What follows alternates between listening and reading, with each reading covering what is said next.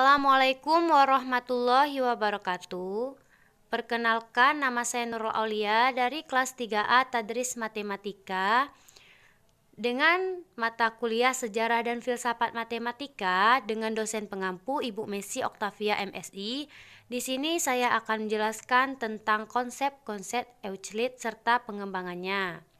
Yang pertama perlu kita ketahui terlebih dahulu mengenai biografi Euclid tersebut dan siapakah tokoh Euclid tersebut. Euclid adalah tokoh ilmu ukur dari Yunani. Selain kemasyhurannya, hampir tidak ada keterangan terperinci mengenai kehidupan Euclid yang bisa kita ketahui. Dia pernah aktif sebagai guru Iskandaria, Mesir pada sekitar 300 sebelum Masehi, tetapi kapan dia lahir dan meninggal benar-benar tidak jelas, bahkan sulit diketahui di benua dan di kota mana dia lahir. Meskipun demikian, karyanya mengenai ilmu ukur The Elements adalah warisan penting bagi dunia.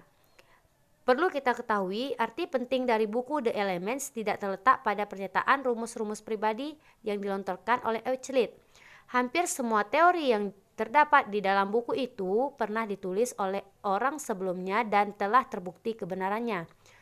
Kontribusi Euclid terletak pada cara pengaturan dari bahan-bahan dan permasalahan serta formulasi secara menyeluruh dalam perencanaan penyusunan buku.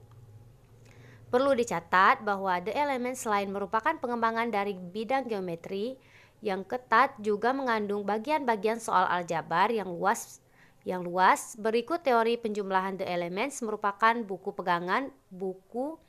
pegangan baku lebih baik dari 2000 tahun yang lalu dan buku teks paling sukses yang pernah disusun oleh manusia.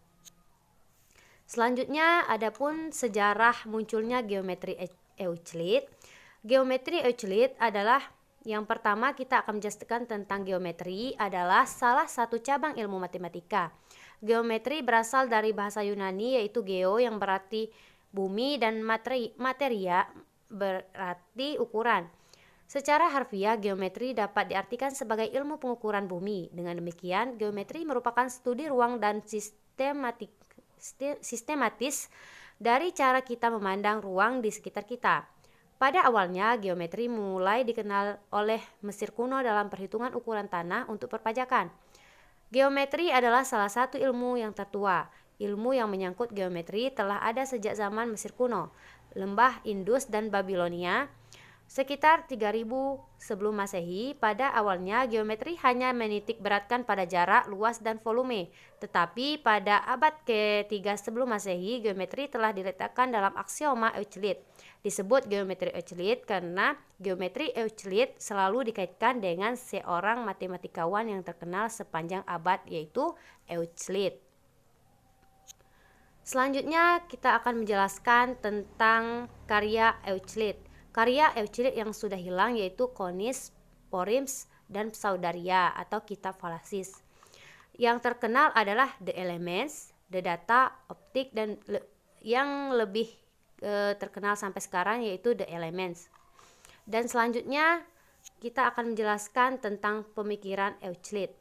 Euclid dapat disebut sebagai matematikawan utama. Dia dikenal karena peninggalannya berupa karya matematika yang dituangkan dalam buku The Elements, sangatlah monumental. Buah pikir yang dituangkan ke dalam buku tersebut membuat Euclid dianggap sebagai guru matematika sepanjang masa dan matematikawan terbesar di Yunani. Nah, selanjutnya yang terakhir kita akan menjelaskan tentang pengertian Euclid elemen. Yang pertama ada definisi, aksioma, postulat, proporsi. Definisi adalah rumusan dari makna suatu benda, aktivitas, proses, dan lainnya yang menjadi konsep atau pokok bahasan agar lebih mudah dipahami dan mengerti batasan untuk lebih mudah dimengerti.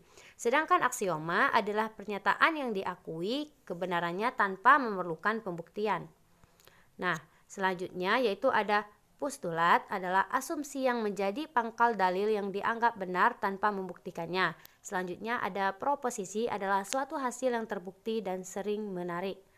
Demikianlah penjelasan mengenai konsep-konsep Euclid serta perkembangannya. Terima kasih. Wassalamualaikum warahmatullahi wabarakatuh.